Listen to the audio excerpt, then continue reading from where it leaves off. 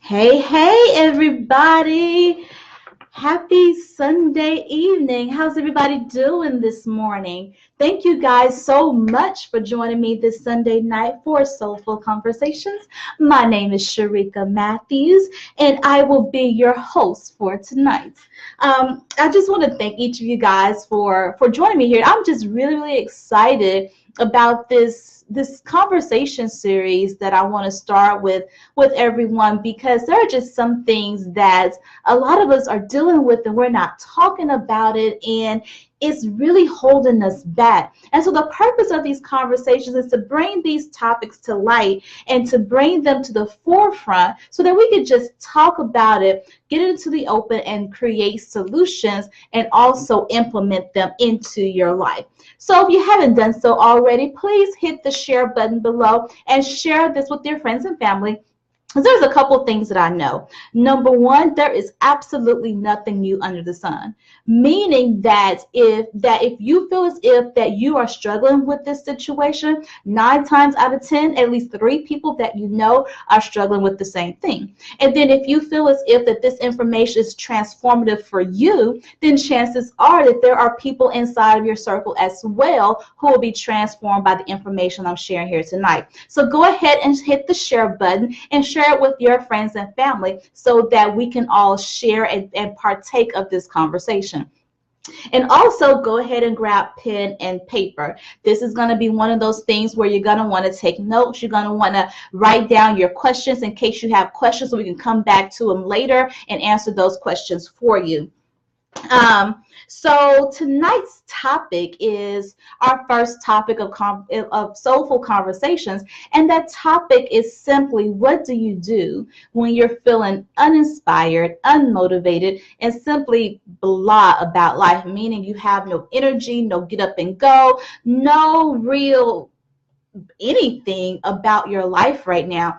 And that could be any number of reasons. But one of the reasons that I decided to start off with this topic, especially on a Sunday night, is because a lot of us don't really feel any type of enthusiasm about Monday morning. Hey, everybody, thank you guys for joining me. As you join, please say hello so I'll know that you're here, and tell me where you're logging in from. But yeah, I wanted to do this conversation because a lot of us, we dread Monday morning. We don't really care to go to work, or our minds are so heavy with all of the to-do tasks, with all of the responsibilities we have coming out. Hey, Andre, thank you for joining. Hey, Rochelle. Hey, Kim. Thank you guys for speaking and let me know that you're here. If you haven't already, go ahead and hit the share button so that we could go ahead and invite more people into the conversation, because that's the joy of having the conversation, is that you have more people involved. We want to go ahead and kind of set the tone for the week, get our minds right for the week, because wherever our minds are on Sunday night is how you're going to start your work week on Monday morning. Wherever your mind is on Sunday night is how you're going to walk into your school or into any other place that you're going into. Hi, Kay, thank you for joining me. So the question becomes, what do you do to get yourself out of a rut? What do you do to add more enthusiasm and motivation and kind of get more energy going into your life, so that you're not always thinking about the traffic, or you're thinking about stress, or you're thinking about projects, or you're thinking about chores and all these to-do things that really don't excite you. Nobody gets excited about sitting in 45-minute traffic going to work. Nobody gets excited about scrubbing the tile, grout. That's one of my things. I hate grout. I just hate it. I don't get excited about cleaning grout. It is not my favorite thing to do, but you do those things because you know it has to get done. So, and the other thing that I realized too is that one of the reasons we don't really talk about how we're feeling about life, we don't really talk about the fact that we're feeling so blah and unenthusiastic about life, or it's because we're actually feeling bored with life.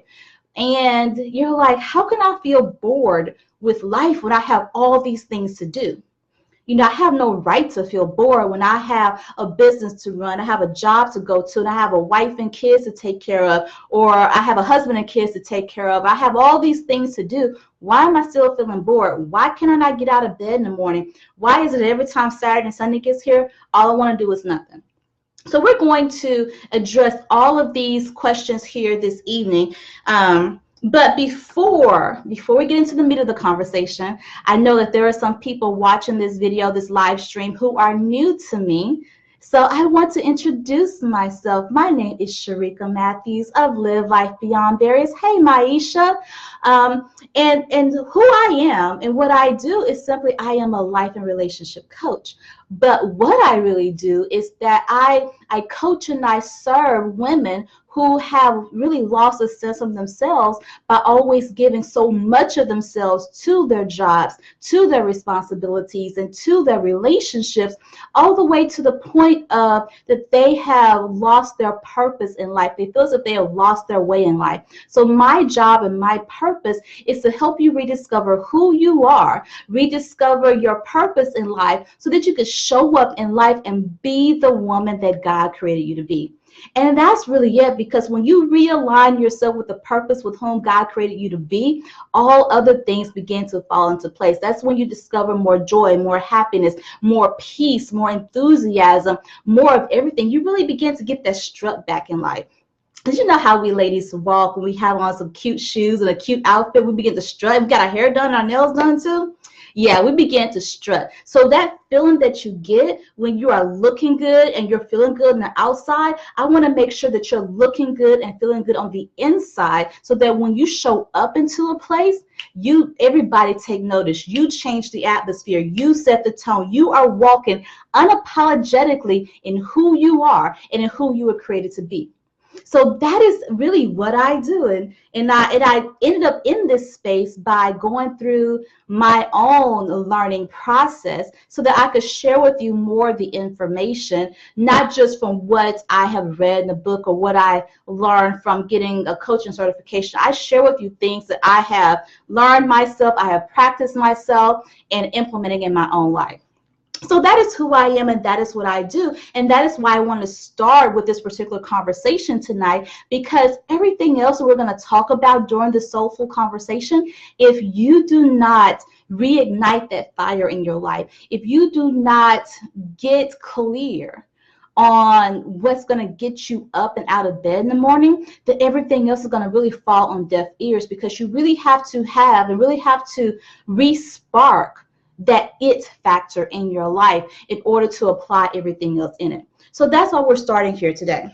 So let's go ahead and get into the meat of tonight's conversation. Let me see here. Okay. So when we talk about how do you break free from the blah feeling in life, and when you are not really happy with how your life is going, you have to really understand the three main reasons of how you got here. Because if you don't know how you got here, then you'll find yourself coming back to the same place because you're not clear on how to prevent you from getting back to where you don't know how to prevent what got you in this place and got you in this space in the first place. So there are three main reasons, and one of these reasons is something I've already alluded to. The first reason why you're feeling unenthusiastic and unmotivated about life is simply you are giving too much of yourself to everybody and everything else. And you have absolutely no time, no energy, and no money to reinvest into you. That's the number one reason why you are feeling the way you're feeling. Number two, the reason you're feeling the way that you're feeling is because you do not have anything to work towards. You do not have a vision or a clear dream of what you're supposed to be working towards, or something that really lights a fire in your belly. And the third reason, which is kind of a tongue-in-cheek reason, but is still a very valid reason, is simply that you have a boring routine life.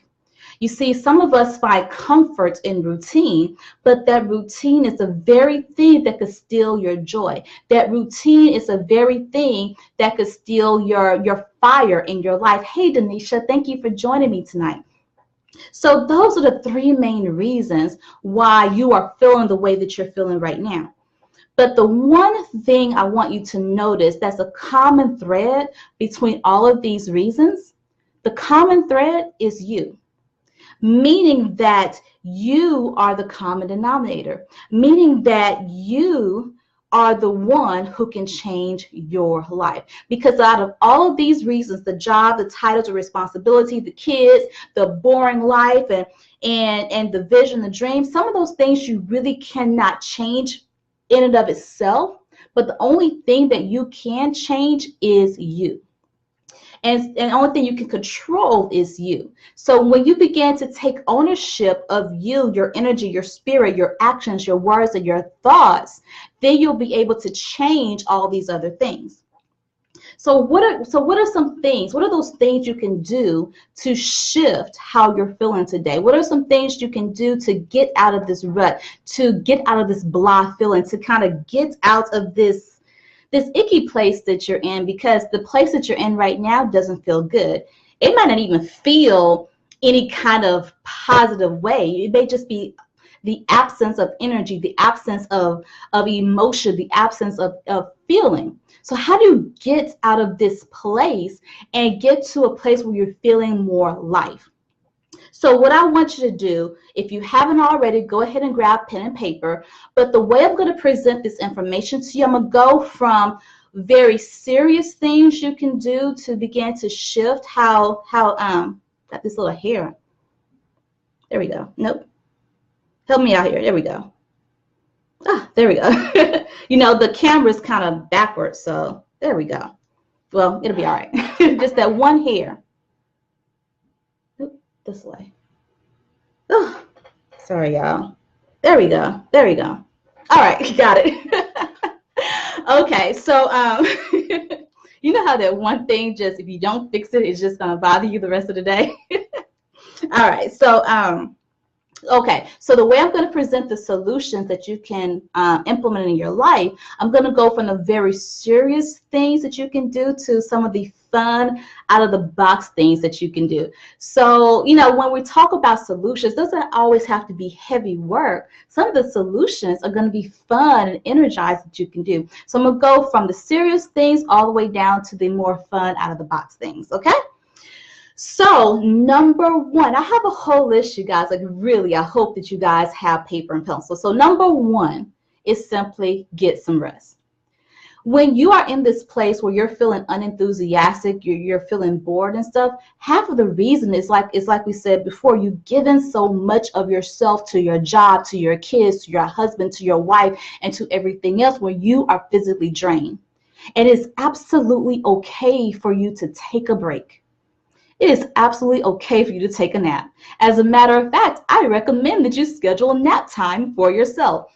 I have a friend of mine, she schedules her nap time. She just told me this yesterday. She schedules her nap time every Sunday between 2 p.m. and 5 p.m. That is her nap time. Every Sunday, 2 p.m. to 5 p.m. religiously. And she has children. She has a husband. She has a job. She has a couple of jobs, actually. She has pets, and she has all these things and responsibilities, but she always makes time to take a nap. Why? Because that is her moment to re-energize her body. Because if her body is tired, guess what?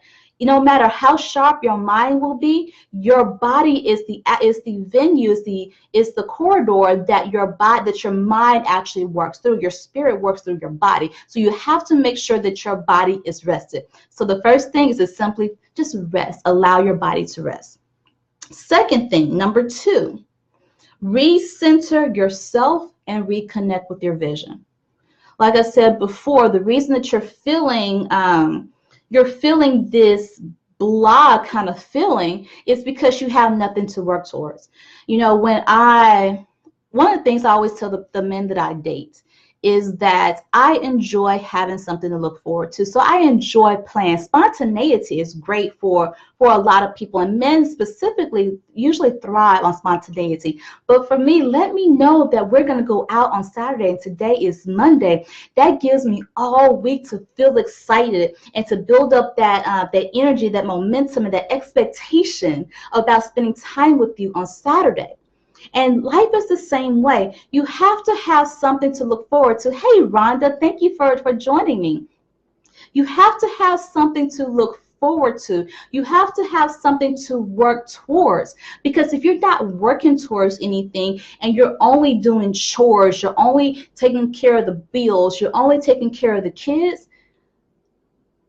what are you looking forward to? Like, where is your anticipation? That's the word I'm looking for. What are you anticipating in life other than your responsibilities? So recenter yourself and reconnect with your vision for your life, with the vision that God has given you.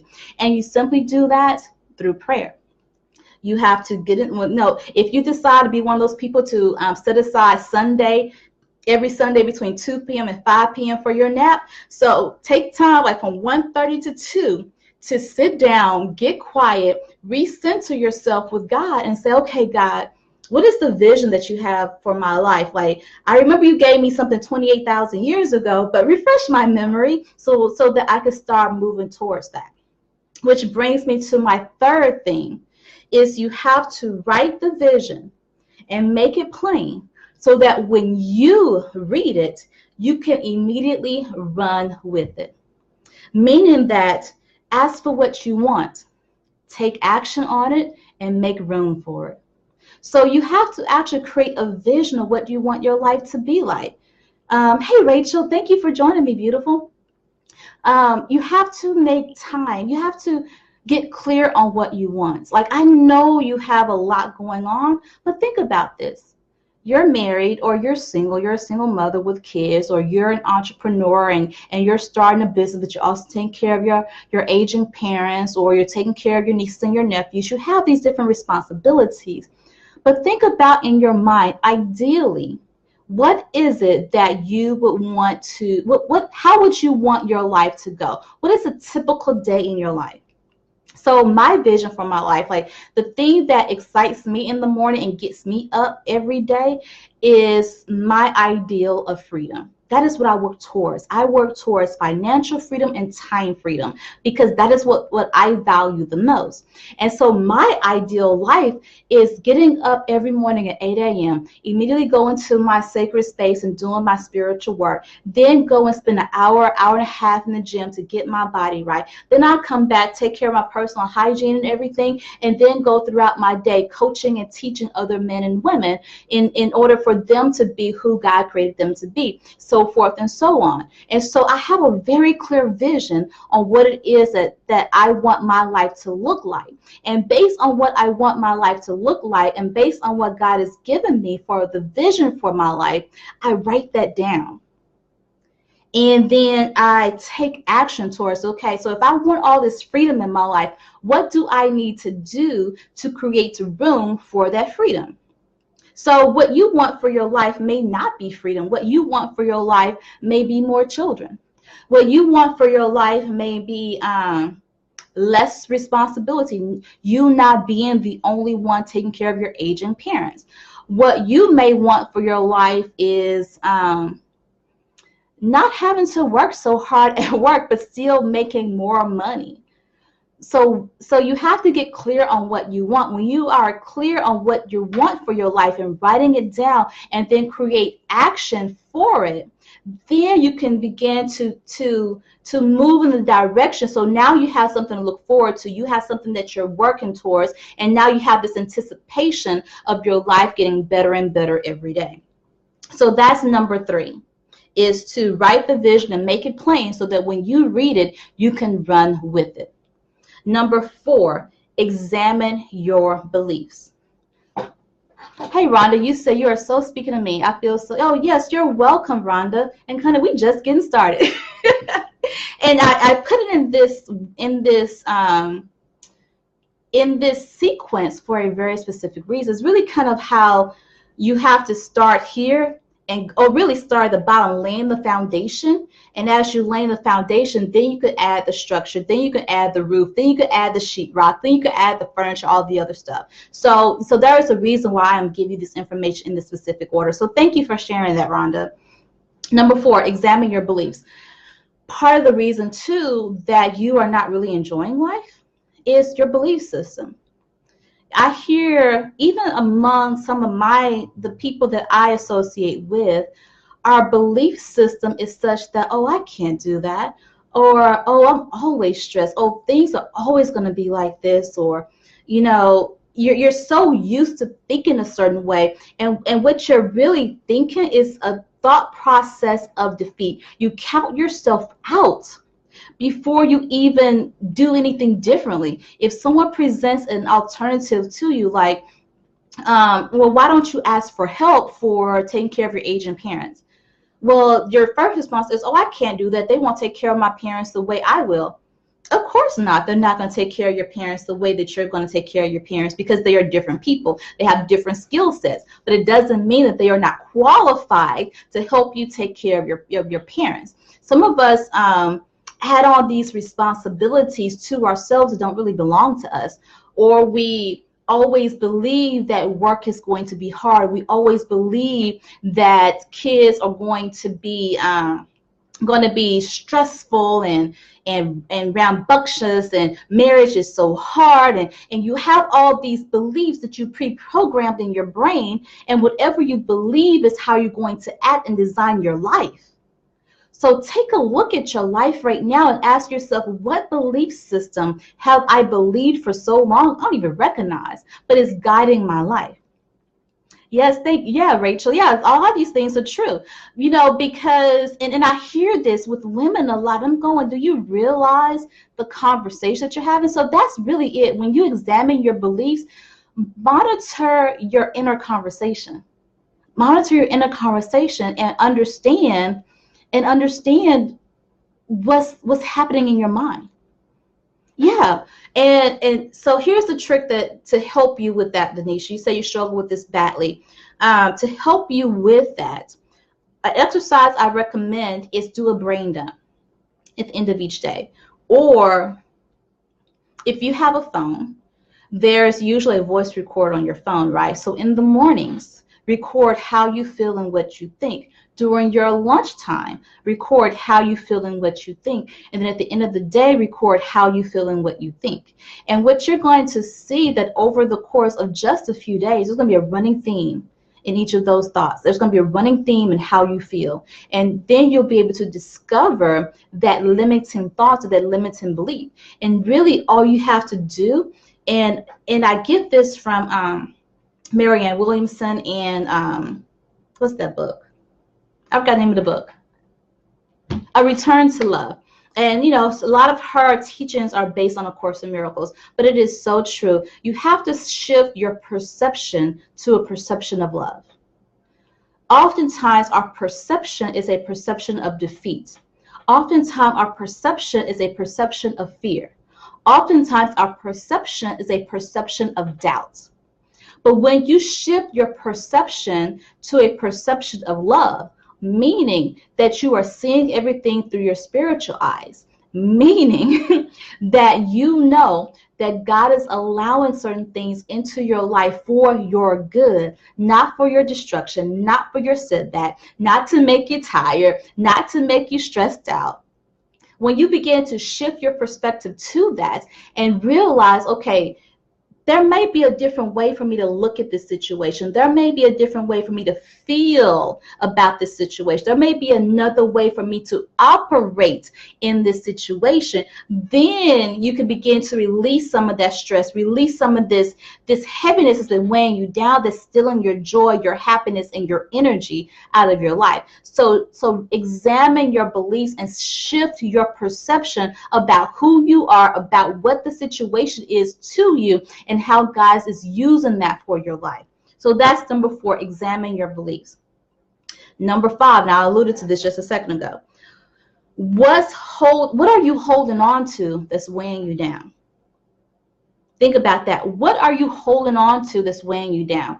When you think about how you're feeling right now, you're feeling uninspired, unmotivated, blah. Your shoulders and your posture slumps, right? Every time you feel like you just, like you have this weight on your shoulders, and the weight, the heaviness that you're feeling in your physical body is a reflection of the heaviness that you're experiencing in your mind and your spirit. So ask yourself, what's holding you? What are you holding on to that's holding you down and holding you back? It could be unforgiveness. It could be old memories, like you're still holding on to a past lover or to a past heartbreak, and that those memories and those pictures and those emails and the feeling from the past, you've been holding on to that for so long, it's now become a part of who you are or who you have identified with. All that negative energy, all that heaviness is weighing you down.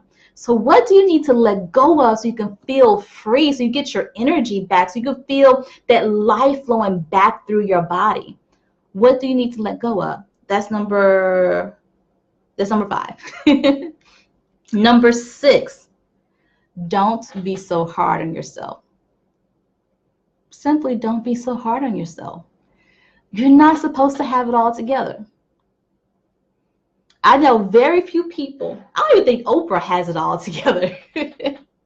I don't think Meghan Markle, the new princess or Duchess of Sussex, the little girl who just got married yesterday. Forgive me, I don't mean to disrespect her. She's not a little girl. She's a grown woman. But, she was in the news all week, and it was a beautiful wedding, beautiful ceremony and everything. But even though she seems to be living a fairy tale, it doesn't mean that she has it all together. So cut yourself some slack. So here's what I'm going to do for you. Right now, I am going to give you permission to not be everything to everybody. Right now, I'm going to give you permission to not have all the answers. Right now, I am giving you permission to ask for help. Yes, Denisha, yes, you got to release the baggage, honey. I'm telling you. Erykah Badu, she had that song years ago, Bag Lady. What are you carrying in your bag? What are all the heaviness you're carrying in your bag? All the extra responsibilities, all the extra feelings, all the unforgiveness, all the negative feelings you had about your daddy that from when you were 5 years old, all the negative feelings you had about your mama from when you was 10 years old. Yes, all that baggage is weighing you down and stealing your joy, your energy, and your peace. So let it go. And one of the best ways to do it is surrender. Surrender it over to God. Father God, I lay upon you the burden that's on my heart. I lay upon you the burden that's on my mind. I lay upon you the burden that's been weighing heavy on my spirit. I release it to you and place this burden on you because you can handle it better than I can. Thank you, God, for the relief. Thank you, God, for taking my burden. Thank you, God, for giving me the freedom now to go on and be who you have created me to be. Thank you, God. And you do that prayer of surrender every day, every day, every day until you feel that release, until your mind becomes easier, until your shoulders begin to stand back up. That's how you release that baggage. So I went back there to number 5. So number 6, don't be so hard on yourself. Give yourself permission to be imperfect. Okay? Number 7, eat the meat and spit out the bones. I got that saying from another friend of mine back in Houston. She says this all the time, eat the meat and spit out the bones. And basically, if it's not serving you, if it's not good for you, if it's not adding value to your life, let it go. Let it go. We hold on to things that wasn't meant for us to hold on to. We feel as if it is our responsibility to take care of everybody and everything. Oh, I'm the oldest child. I'm the most responsible one. I have to take care of all of my sisters and all of my brothers, plus my husband and my kids and the folks in my job. Because if I don't do it, it ain't gonna get done. Baby girl, you are not Jesus. You are not Jesus. You were not made to take care of everything and everybody. But we put those burdens on ourselves. We hold on to responsibilities. We do other people's jobs because we don't want people to think bad about us. We pursue entrepreneurship because we think that's what we're supposed to do when it's not made for everybody. We pursue other things that don't really belong to us. We hold on to things. So don't be afraid to release those things from your life, including people, whether they be family or friends, who do not add value to your life. Eat the meat, spit out the bones. And number 8 is just say no.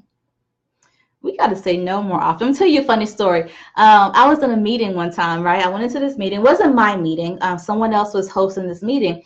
And so I sit down at the table, and the lady who was hosting the meeting, she says, Sharika, would you like to read what's on the screen? I said no. I said just like that. I said no. And the room just got quiet. And then they just bust out laughing. It's like, so the funniest thing they ever heard in their entire life, all because I said no. I didn't say no, no, thank you, or no, I don't really feel like reading, or no, my voice is scratchy. I just said a solid, firm no. And people are not used to, number one, just saying no, and people are not used to hearing no. And so the first time you say no, the second time you say no, one of two things are going to happen. They're not going to take you seriously, or they're going to become offended. And it's okay. You can't control how they feel, but if you don't set boundaries in your life, if you don't learn to say no every once in a while, you're going to continue to give and to give and to pour out and to pour out and to pour out until you become empty. So you got to say no and be firm in your no. You don't always have to offer an explanation. Just say no and let it be. So that's number 8. So some of the fun stuff now that you can do to add some more life and some more energy into your life. Number 9, shake up your life. do something different. Take the long way home. Go walk in the mall and not buy something. Make eye contact with people. Just do something out of the ordinary. So I'm going to tell you another true story of something that I did. This was years ago too. I was attending a birthday party at a karaoke bar, and I didn't know anybody there. I just knew the host of the party. I'm not even sure. I don't even think the host of the party was the birthday person, but I was invited by the host of the party. So I didn't know anybody there. And me and Sharika Fashion, I'm usually pretty early to any place I'm supposed to show up to, right? And so I get there and I'm like, okay, I don't know nobody. Like, what am I going to do? So I made up in my mind, I'm going to pretend like I know all these people as they're coming in. So what I did, we had our own little section. And as people's coming in, I said, hey, how you doing? Long time no see. How's everything going? Love the hair. Or if it was a guy, I would say, oh, you look nice today. That's a new outfit. Or I just say something to kind of be personable without really knowing them. And it was so funny. When you begin to pretend to know people, most people are going to say, who are you? Where do I know you from? And so I would do this little game. So every time somebody would come in, I say, hey, how you doing? I love what you've done with your hair. It's been such a long time. How's everything going? How's the job? How's this, and this? And so after about 2 minutes or so, I didn't let it go on too long with each person. Then I would say, I really don't know you. I'm sorry. This was just my way of being friendly and just doing something different. And everybody just got a good laugh. Like, oh, I'm so glad you say that, because I was struggling to remember where I knew you from. And so one time I did it with one of the guys that walked in. I forgot to tell him that I didn't really know who he was. And I think it was because I got pulled away by somebody else. Like, this is probably like an hour into it or so. And so later on, he comes up to me. He was like, hey, I want you to meet my roommate. I'm like, why I need to meet your roommate? I don't know you. Like, I'm in my head, like, I really don't want to know your roommate. Like, I really don't. And so he brings his roommate over. And I was like, why are you introducing me to your roommate? He was like, you don't remember my roommate? I was like, I don't know you. He's like, huh? I said, I'm sorry. I guess I must have forgot to tell you. I was just pretending to know you earlier because I don't know anybody. And this was just kind of my way of being friendly, kind of, putting myself out there. And he was like, oh, my God, I'm so glad you say that, because I did not know who you were. I figured my roommate, if you met my roommate, maybe he would know where I knew you from. I was like, nah, I didn't know you. So that was just my way of shaking things up and doing something different, because I'm not really an extroverted person. Like, I'm very introverted. I do better one-on-one with people. But it was just something different. So don't be afraid to step outside your comfort zone. Look people in the eye as they're walking past you in the hallway, or just go up to somebody and give them a compliment. Do something different. Shake up your life. Okay, so that's number 9. Number 10 is this. Stop talking yourself out of doing things. We get in our heads a lot. Like, you know what I just said about me pretending to know other people? If I was in my head, I would have talked myself out of the shrink. You shouldn't be doing that. You know, you like, that's just a stupid idea. Why would you do something like that? Get out your head. Get out your head, because you never know who you're going to meet. You never know what you're capable of if you continue to overthink who you are and overthink your life, overthink your situation. Just simply have the curiosity of a child. Think of it like, I be like a child and say, I wonder what would happen if. And like, when I think about it, when I say think of a child, the curiosity of a child, you know how sometimes you tell a kid, don't touch the red button, and they go, I wonder what would happen if I touch the red button. Have that kind of curiosity about life. Have that kind of curiosity about people. I wonder if, you know, what would happen if I actually speak to this guy who looks kind of weird. I wonder what would happen if I go to this event by myself. I wonder what would happen if I just drove around the city and admire, you know, the buildings. I wonder what would happen if. Have a curiosity about life and put all your explorer's hat. Get out your head and just do and just be and experience, because that is what life is about, creating experiences in your life. Because without experiences, you have no memories. You do not want to get to the end of your life at 90 years old, 95 years old, 100 years old, and the only thing that you have to remember is yelling at the kids, cleaning up the bathroom, cooking dinner, and paying bills. Yeah, I mean, if that's what you want to remember at the end of your life, fine, then this video is not for you. But for me, I need some memories. I want some things I could laugh about, because when I turn 90, I want to be able to tell my great-grandkids some interesting and fun and hilarious stories about my life, some of the things I did and some things I'm like, girl, I don't even know how I survived that decision. So have this curiosity about life. Number 11. I only have a few more, you guys. I only had a list of 15 things, so we're getting there. That would be horrible. You're right, Kim. Yeah, Rachel. You have to get out of your head. Get out of your head and get into your heart, into your feelings. You know, because we work so much, because we have so many responsibilities, we have lost sight of our human side. We are not robots. We're not made to just do. We are made to live. We are made to experience. We are made to thrive.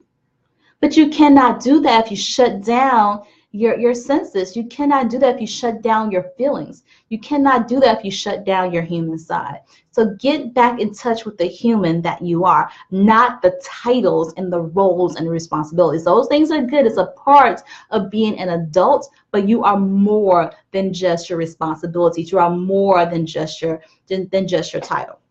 Okay? So number 11 is simply wear something you wouldn't normally wear. Put on some heels. Like, that's my friend, y'all, my friend Kim. I mess with her all the time. So like, girl, you should wear some 6-inch heels. Get you some CFMs. If you don't know what CFMs are, DM me later. Get you some DFMs and strut around the house. And, you know, like, I love my heels. But I also wear flats. Flats is something that's not, I don't too much wear that often. Wear sweats you don't normally sweat. Or get you a wig. Y'all like my hair, y'all?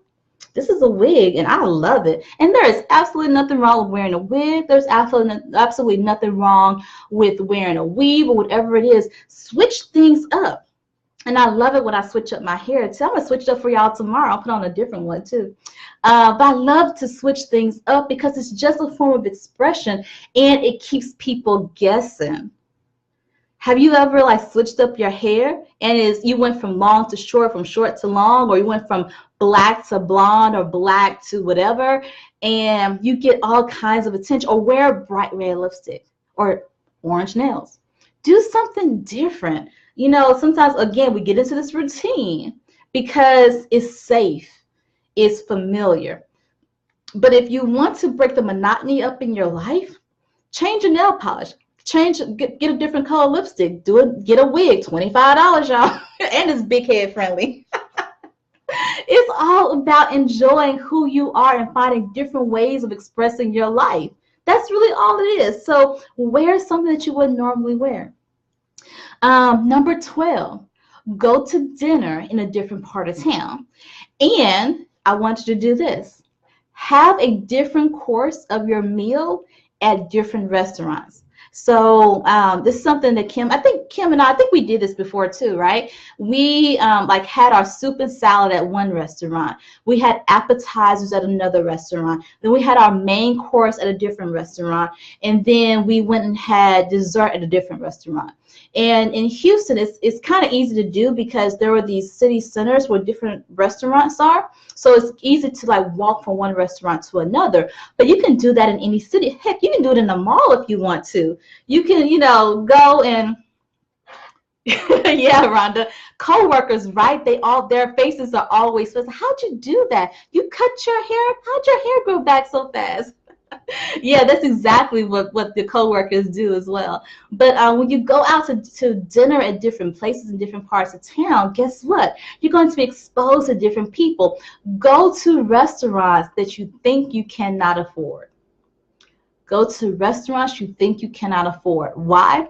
Because you're going to meet people who's going to force you to expand your thinking. So, what's the name of this restaurant? True Lux. I love this restaurant. It is a steak and seafood restaurant. And it's not cheap, y'all. It is not cheap. However, go sit at the bar. Everybody can afford at least one glass of wine. Everybody can afford at least one drink. So go sit at the bar and enjoy a glass of wine and an appetizer and meet somebody new. Enjoy the atmosphere. Do something enjoy a different flavor of food, a different kind of food, so that you can have a different experience. So go have dinner somewhere else that you wouldn't normally go to. You don't have to do this like every day, just once a month. Set on your calendar, okay, the second Tuesday every month, I'm going to go to True Lux in January. I'm going to go to this Cajun restaurant in February. That's probably not a good time, probably May. I'm going to go to an Italian restaurant in whatever. And again, use Google. Ask for recommendations from your friends. Hey, what's a good restaurant I could try out this month? And either go by yourself or arrange for you and some friends to go to. Just do something different. Okay? Number 13. This is for my single ladies. If you are single, try speed dating. Speed dating, y'all, is so much fun. Either speed dating or online dating. And here's the thing. When you're dating just to date. You don't have to date to... Yes, the purpose of dating is to help you be found by your husband or to find your husband. So we understand that. But it doesn't mean that you can't enjoy the process. So what I like about speed dating is that you get to meet several different people in a short period of time, and you begin to learn the differences in people, and you begin to really sharpen your discernment and sharpen you being able to listen to your intuition. Because when you're meeting different people in a short period of time, you have to make a decision in a short period of time, in a very quick and expedited way, who you will want to continue to get to know. So, hey, Summer, thank you for joining. So try speed dating, try online dating and stuff like that to get out and meet somebody new, meet several different people at the same time, and just do something different. There are plenty of places, there are plenty of cities in the U.S. who do the lock and key parties, which is very, very similar to speed dating. So, but always, of course, be safe, but just simply go out and have fun. Do something you wouldn't normally do. Number 14, if you are married, for my married ladies, you want to add a little excitement into your life at home. You have kind of gotten stuck in a rut at home. Create what I like to call a roadmap to my love. And your roadmap could be several different things. It could be sexually related, where you are creating, let's say, for example, if you want to add something different, something fun into your sex life with your husband, try temporary tattoos. So temporary tattoos, you literally just stick it on with like water or something like that, but put it in places where you want your husband to go. And it's literally a roadmap to where you want him to go and what you want him to do. Or you can write out like a scavenger hunt or clues and hints of things you want him to do, between you two in your bedroom. If you want it to be non-sexually related, you can still do a roadmap to my love, but kind of disguise it as a scavenger hunt as well. Today, honey, or do the love coupons. Create some love coupons where, okay, honey, for this week, I'm gonna give you things kind of randomly that I would like to do with you, enjoy with you. So do some out of the box thinking, some creative thinking, and again, think like a child. Don't get so caught up in your head that you're like, oh, my husband wouldn't do that, or oh, this seems too cheesy. If it's your husband, it's okay to be cheesy. It's okay to be goofy. It's okay to not be serious. Love is fun. Relationships are fun. Marriage is fun. And if you don't add the fun into your life, into your relationship, then yeah, it's going to be boring. Yeah, you're going to feel blah. Yeah, there won't be any excitement to it. So take some initiative and just create like a little roadmap to my love, okay? And last but not least, number 15 is something so simple and so easy. If you're bored with your life, go to Walmart or go to McDonald's. Let me tell you, if you can't find any excitement, any craziness, anything to laugh and cry about at McDonald's and Walmart, yeah, give me a call. There has never been a time when I have gone into Walmart, especially a super Walmart or to a McDonald's, and not seen something crazy like, I can't believe I just saw that. Did I really just see this person walk into this store looking like they just rolled out of the hospital? Don't even have pants on with their hospital gown. Really? Did that just really happen? Oh my gosh. So and it's all in good fun. Just breaking up the monotony, going out and see what you can see instead of staying at home, staying in bed, and not being able to get up and get out and experience life. So those are by 15 things. I know it's a lot, but they are just simply 15 things, easy things, and none of these things will cost you a whole lot of money. Doesn't add a whole lot of more activities or tasks or to do to your already overwhelming to-do list. What it does for you is free up your mind, free up your energy, free up your space, so that you can begin to feel inspired, so you can begin to get motivated, so you can begin to reignite that fire in your life. And I have one bonus tip I want to give you for adding more fire to your life is this: solve a world problem, or just solve a problem. Solve a problem. Be a problem solver. Because when you are a problem solver, you are looking for solutions. Or if you're not a problem solver, you're going to end up just being a victim. What'd you say, Rhonda? Yes, Walmart by AT&T Stadium in Arlington, just a hot mess.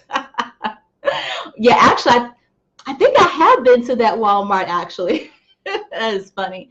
But be a problem solver, okay? That's all you have to do. If you want to discover your purpose, and we're going to do this next week. Next week in Soulful Conversation, we're going to talk about how to discover your purpose, and it's really easy to do, and how to actually find a mission for your life. But part of it is just simply solving a problem. You can solve a problem in your household, solve a problem in your finances, solve a problem on the job, solve a problem in your neighborhood, solve a problem at your kids' school. Then that gives you something to work on and to work towards. So that's a bonus tip I want to give you guys before I sign off for tonight. Okay? So the bottom line is this: your life is your life. Your life is your responsibility, and your life is what you make of it. So I've given you some tools, some tips, some easy things to do to kind of break up the monotony of your life so you can kind of get back on track. But it is up to you in order to implement it.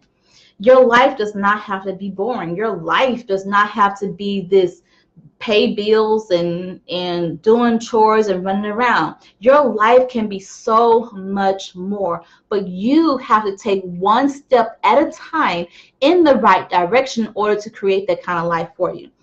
So I hope that I have sparked some ideas for you. I hope that I give you some information that you can enjoy. And what I want you to do is I want to hear from you. I want to hear from you what you're going to do in order to add some fire back into your life, to add some excitement back into your life. So leave a comment below. Tell me what you're going to do this week. And it got to be this week. So if you're going to go out and kind of recenter yourself and find your purpose, great. If you're going to go and try a different restaurant, fantastic. If you're going to try the whole roadmap to my love thing, that is great. So tell me what you're going to do. If you have some new ideas that you want to share about what you can do to kind of get yourself out of the rut, leave the comment below as well. So, but if you have questions about anything I've said here tonight, or you have a specific need that you want me to address, send me a private message here on Facebook and I'll respond to that accordingly. So tomorrow, I want you to meet me back here at 8 p.m. Central Standard Time for a continuation of Soulful Conversation. Tomorrow, we are talking about how to stop overdoing it. Overeating, over-serving, and over-giving. Hey, Keith. Oh, no, I'm sorry. Hey, this is Sharonda. I had to use, yes, you say, okay, Sharonda's going to do the romantic ideas. Yes, your roadmap to my love. And the whole restaurant thing, you do that with your husband too. So good. Thank you for sharing. Thank you, Ron. I'm glad this was inspiring for you. So again, let me know anything you're going to do. You're going to change your hair, Rochelle. Yes. And do something fun for a change. Try a trampoline park. Costs all, I think, $10 for a trampoline park. Go jump around, jump in the foam things they have. I'm going to do that too. Just to do something different. Go roller skating or ice skating or something like that. Just add some fun into your life. Thank you, Bobby. Yes, thank you. I'm glad that my messages really speak to you. So, so tomorrow's Soulful Conversation, we're going to talk about how to stop overdoing it, how to stop overgiving, overeating, overspending, over everything. Because a lot of us are overeating and overdoing things as a way to compensate for something. So we're going to talk about that, because until you get those things under control, your life is going to be out of order. You're going to continue this cycle of feeling good, then feeling bad, then feeling good, then feeling bad, then feeling good, then feeling bad. And you have to stop that cycle. You want to continuously kind of be on this feel-good wave. Like, life is going to happen, right? But you want to be able to bounce back from it really quickly. You cannot do that if you're always overdoing it. Hey, Melvin, thank you for joining. Thanks, Rachel. I'm really glad that you enjoyed tonight's message. So if you haven't done so already, go ahead and hit the share button and share this with your friends and with your family, because if it bless you, I know it's going to bless them. All right, you guys, so I will see you back here tomorrow at 8 p.m. Central Standard Time. And to get here quickly, all you have to do is type in www.soulfulconvos.com. SOULFULCONVOS. All right, you guys, thank you so much for joining me here tonight. Don't forget to hit the share button, and I will see you tomorrow. Have a great night. Talk to you soon. Bye-bye.